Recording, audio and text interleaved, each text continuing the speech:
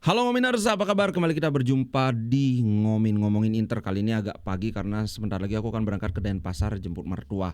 Alright, nah sebelum kita lanjut aku mau beritahukan buat kawan-kawan yang tertarik yang sering belanja di Shopee. Ini aku ada etalase beberapa barang pajangan yang connect ke Shopee. Kalau kalian tertarik silahkan dilihat, kalau enggak apa. Alright, sekarang langsung saja. Nah, ada beberapa kabar yang bagus, ada yang tidak terlalu bagus, ada yang lumayan membagongkan. Pertama kita David Fratesi dulu. Nah, Fratesi kemarin itu dia absen latihan karena sakit gigi, Pak. Ini gimana ceritanya, pemain profesional nggak pernah sikat gigi apa gimana? Tapi itu nggak pengaruh dengan kemampuan dia tampil. Yang jelas hari ini katanya sudah kembali latihan. So dalam pertandingan Derby d'Italia lawan Juventus dia akan tersedia. Nah masalahnya adalah Carlos Augusto. Carlos Augusto kita kurang lebih tahu lah, sudah pasti dia nggak bisa main lawan Juventus. Tapi setelah pemeriksaan MRI diketahui bahwa lawan Juventus itu minimum dia diperkirakan akan absen sampai pertandingan lawan Empoli dan Venezia, dan kemungkinan juga saat lawan Arsenal. Kalau pada saat lawan Napoli mungkin dia sudah bisa main. Ini tentu saja pukulan telak karena pertandingan Empoli, Venezia, Arsenal itu sangat mepet semuanya, selang 3 hari, 4 hari, 3 hari lagi. So Di Marco nggak mungkin bisa main di semua pertandingan itu 90 menit. Nggak mungkin.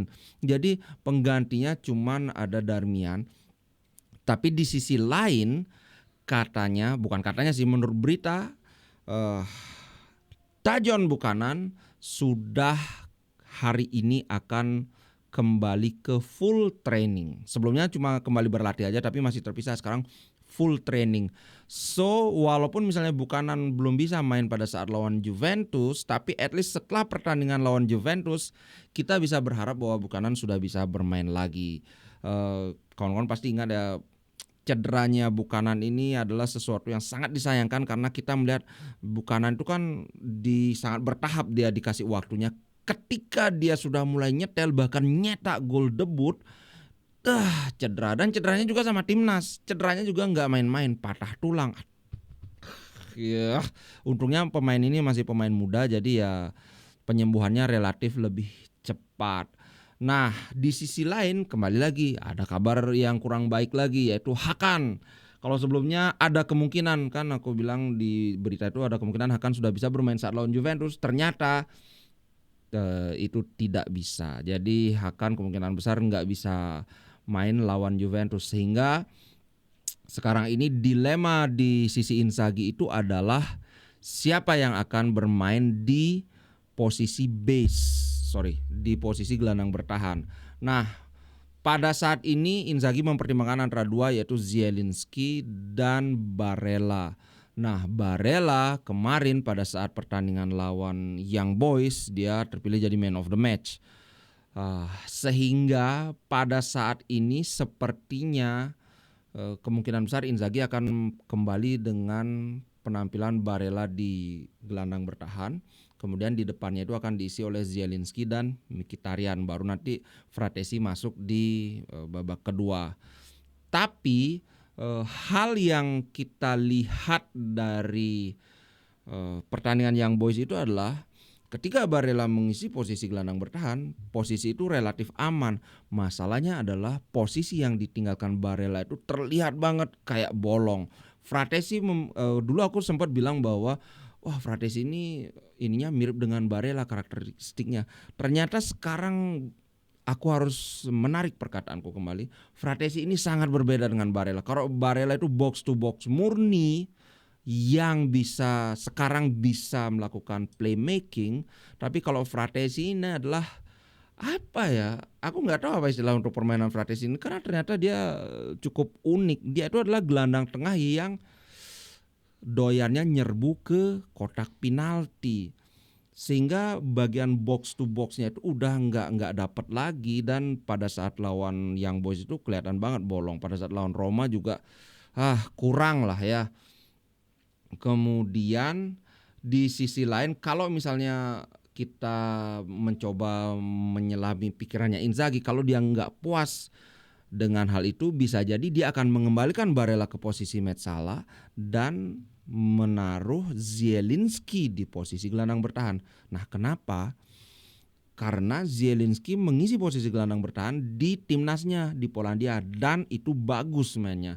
Tentu saja kita harus memikirkan juga kan beda skema permainannya, pelatihnya beda, rekan-rekannya beda, karakter rekan bermainnya juga beda, sehingga ini ya belum pasti juga. Wah, dia kan main bagus di timnas, pasti bagus juga di Inter, belum tentu. Itu yang menjadi masalah. Kalau Barella di posisi gelandang bertahan sudah pasti bagus karena waktu ini terbukti walaupun nggak sebagus Hakan. Nah, cuman kan kemarin nggak puasnya sama Fratesi. Tapi sekarang kalau Zielinski yang ditaruh di posisi Fratesi gimana? Bisa jadi bagus. Nah, masalahnya sekarang adalah Zielinski dan Mkhitaryan adalah dua pemain yang cenderung teknikal, bukan pemain yang fisik. Kita tahu Inzaghi itu pingin satu di antara dua gelandang bertahannya itu adalah pemain yang fisiknya bagus, dalam artian sprintnya oke, adu body oke, ya kayak Barella gitu. Which is why dulu Gagliardini itu selalu mendapat kesempatan bermain. Walaupun ya Gagliardini mah badan aja yang gede, tapi kalau physicality-nya juga nggak keluar. Orang mainnya jogging-jogging aja, physicality apa itu? Itu salah satu yang bikin kesel sama Inzaghi. Sudah berkali-kali dia, kita bisa bilang, dihianati oleh Gagliardini, tapi tetap saja dia percaya.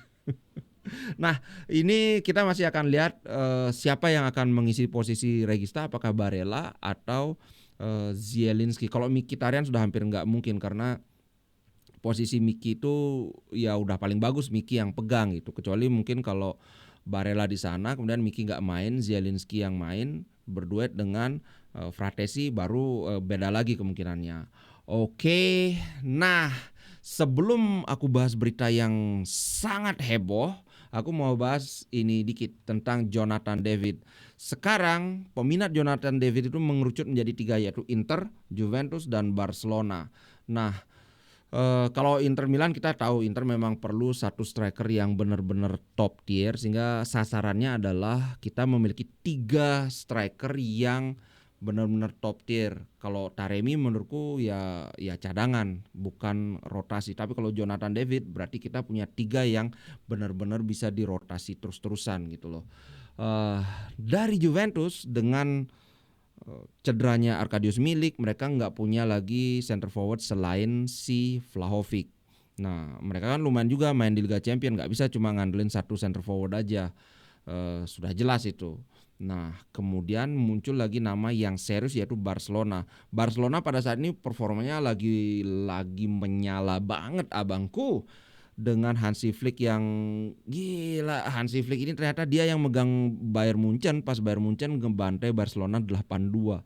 Aku baru tahu kemarin, aku bikin shot di Ngomla, sampai ada terus yang komen ternyata si Bli ini nggak tahu apa-apa tentang di luar Serie A. Aduh, ya memang aku nggak tahu ya. Aku jujur aja, memang aku baru tahu. Oh, ternyata si Flick yang megang. Nah, Barcelona sekarang mereka punya Robert Lewandowski, tapi kita sama-sama tahu Lewandowski ini kalau nggak salah udah 34 apa 35. Mereka memang perlu penyegaran di sektor penyerang tengah.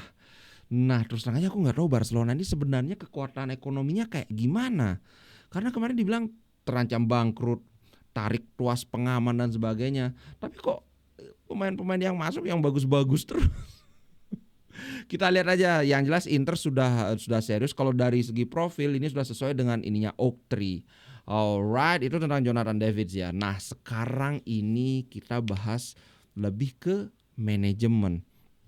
Bahaya ini. Ada 2 gosip yang tiba-tiba mencuat dalam sehari atau 2 hari terakhir ini, yaitu berkaitan dengan Antonello. Kawan-kawan tahu Antonello ya, corporate CEO corporate-nya Inter, dan siapa namanya? Aduh lupa.